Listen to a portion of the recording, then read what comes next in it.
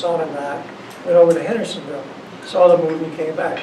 Well, about 2 or 3 days later, Sonny said, "What do you know about these dollar bills all throughout the Sequoia?" He said, "They're in the ashtray, they're in the creases of the seats, they're under the mats. Every time I look around, there's a dollar bill." And we couldn't figure out where that came from. So after a while, when I saw Chuck next, I asked him, I said, "Do you know anything about that $7 bills?" He said, "There's 8, you fool, keep looking." Several years ago, Chuck was a large part of a group called Helping Hands.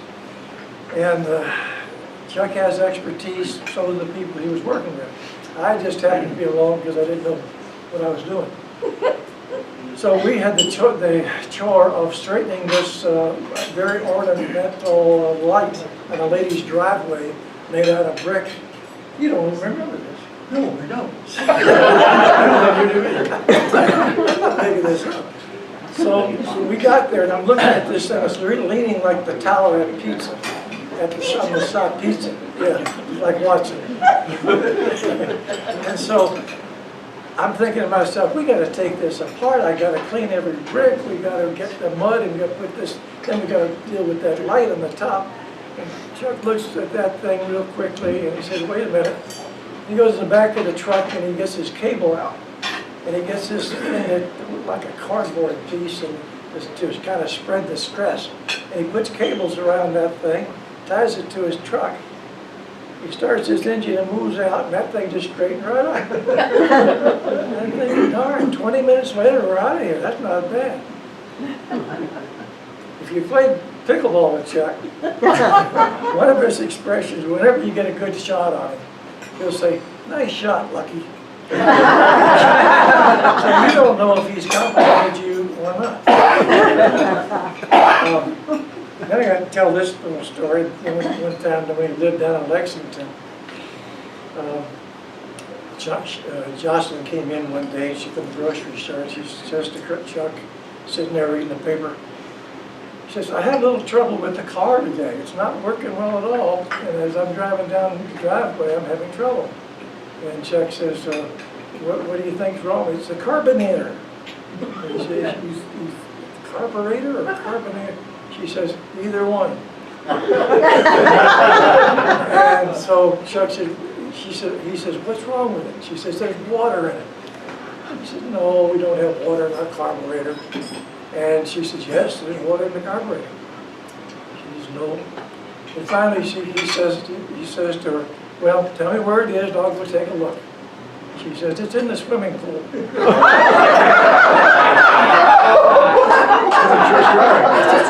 That's really a true story. I'm anxious to learn more about Chuck. He's so tough. All right, your turn.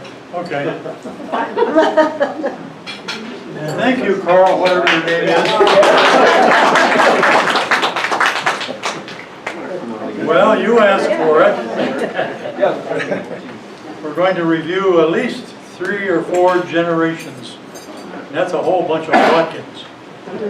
And so we'll try to do it briefly and clearly. And I might ask you, if you can't hear me, do this. You can't hear, I haven't said anything yet. Okay. Well, I'm going to ask you to use your imagination on this one. The year was 1932. And the weather, well, it was in February. So you know how the weather is in the upstate New York State during the February. So if you'll kind of put your jackets around you and remember that this is going to be about 6:30 a.m. And my mother and father were preparing to head for the little town of Bath Hospital. I think they had maybe a half dozen doctors. And anyway, the occasion was number 9 of 9 was being born that morning, which happened to be me. But there were a lot of things that were not quite comforting And a lot of it had to do with the number 14. First of all, it was the 14th of February. Secondly, there was, so I'm told, 14 inches of snow on the ground. There was a 14-mile-an-hour wind. And the temperature was about 14 degrees. But this was nothing. My mother had been there 9 times before, so it's no problem. And, but there was a surprise waiting for her. She did not realize that this was a breech birth affair. And in those days, and you can correct me, Don, in those days, I don't know whether they had the capability of rearranging the bod. Anyway, that didn't. Hayward too. Huh? Hayward knows about that too. Hayward, yeah. Anyway, they didn't do it. And so after much pain and so forth, I was born. Then the next thing was to feed me. Well, the record in our family with 9 children was, I think 1 or 2 were fed goat milk. A bunch of the rest were fed cow's milk with different additives. And it came to me, and she had no milk. So what's a young baby to do? Well, there was an opportunity that just occurred. She heard a wah, wah. And in the next room over, there was a new baby just born. And the baby was born to a doctor's wife. And that lady was heavily laden with milk. So guess who got a taste? So I was wet nurse for about 2 weeks. Got a good start in life. Now, my mother's name was, and I'm going to quiz you on this later, this is the honest to goodness truth. My mother's name was Flossie Flanetta Genevieve Kathleen O'Brien Daines Watkins Jr. Wow. Junior. It's true. Anyway, each of those names was related to a nurse who took care of her mother who had a very serious case of arthritis. So one of the first things in life that we had to learn was that. And that took a long time for me, particularly those first 2 weeks, to learn that name. My father's name was George Watkins Jr., a tough one to remember. My mother was Scott English. My father was Welsh, and that made a pretty tough combination. He was strong and tough, and she was persistent. And, but anyway, my father and mother owned a 300-acre farm in the little town of Bath, New York, and some of you know where that is. Dick knows where that is. That's in the heart of the Indian country of New York State. And so as my mother was going through all the problems with babies, you can just imagine the Iroquois Indians smuggled down in their furs, in their longhouses, enjoying a long winter nap. And so that probably was the case. But anyway, the little town of Bath was settled by an English gentleman by the name of Colonel Williamson from you-know-where. Subsequently, the name of the town was Williamstown. Bath. Anyway, the town was made up of about 5,000 people, and it still is, but not the same 5,000. Now, on a farm, you know, you needed a lot of people to work. And this was a 300-acre farm, and so subsequently the need for lots of babies. Particularly boy babies. And at this point in time, there were only 4 boy babies, but 5 women. And so things had to be changed a little bit. But anyway, the progression of the family was that for the first 7 kids born, they were all just 2 years apart. Every 2 years, another baby was born. So the first one's name was Winifred. The second one was Thelma. Third one's for Virginia. The fourth one was a boy, Winston. The fifth one, another girl, Onley. The next one, a boy who did not survive. And the next one was Shirley. The next one was Carlisle. And the next one was me. All total, it took about 22 years of their marriage to produce that farm working family. Now, a little bit about growing up in that family. As you would suspect, with that many daughters at that age, they were going to spoil a baby rotten. And I was rotten then, and I guess I still am, according to my bride. But anyway, that was the case. I was supposedly spoiled rotten by all these sisters, and that caused some real concern in our family, because the English are not used to spoiled kids. So one of the things was that I had a strong personality even at that time. One of the things was that when I was told to do something and didn't want to do it, I'd get mad. I'd lose my temper. And what do you do when you lose your temper?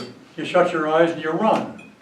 Well, in the first 5 years of my life, according to my mother, I had broken my nose 5 different times. So that's why the beak is kind of crooked nowadays. But anyway, it is a desire of many surgeons to straighten it out, but we can't let that happen. The other part of my interestingly early life was that Shirley Temple was famous at the time as a baby. She was a cute little girl and everybody loved her. And my parents maintained that I kind of looked like her. And so, long curls.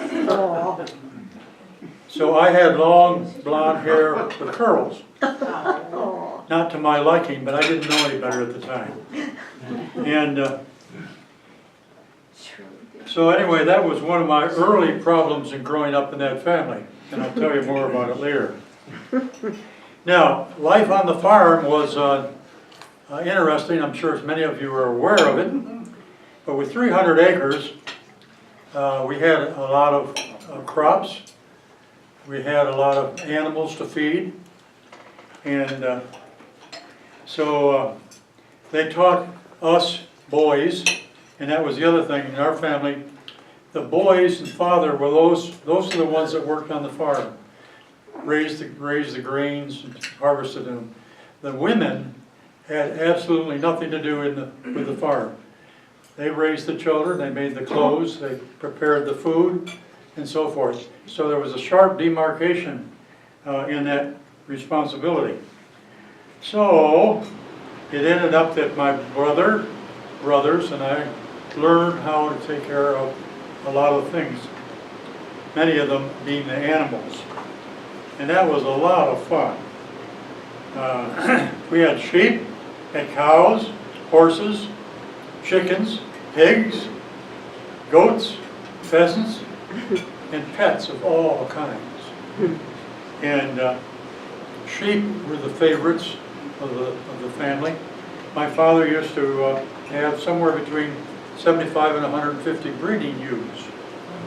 And the lambs were sold to the New York State and New York City Jewish population for certain times of the year they liked lamb. And so he would prepare the lambs and they would be shipped to New York State, New York City for those families. And the other thing was that with the sheep, the wool was a cash crop. And so that was something that we kids learned to do. We learned to box the wool, tie it, and it was sold in those days for about 40 cents a pound. So those are some of the things we learned. Plus, we learned how to feed all these animals. It had to be done twice a day. And we learned how, this was a real backbreaker, we learned how to clean the pens every day. And in a cow barn, that's quite a chore. So that was part of the learning. The other thing is, my father believed strongly in using horses. Tractors were taboo. He would not buy a tractor. We kids prayed and prayed for him to buy a tractor. no way. So we had 3 horses, which we all got used to. I got to know the back end of a horse better than any creature I've ever known. And anyway, that was part of the learning process. Part of the other process that we had to do was to learn how to take care of these animals when they were sick. And for instance, with sheep, about 50% of all the lambs born were born as twins. And so sometimes became a problem for the ewe to give birth to twins.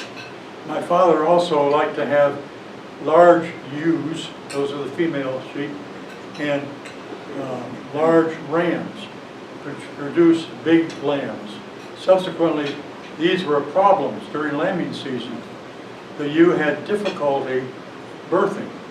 So one of the things I learned when I was about 11 years old, came home from school, would go out down the sheep barn and see how many ewes needed help lambing. So I learned how to do all the things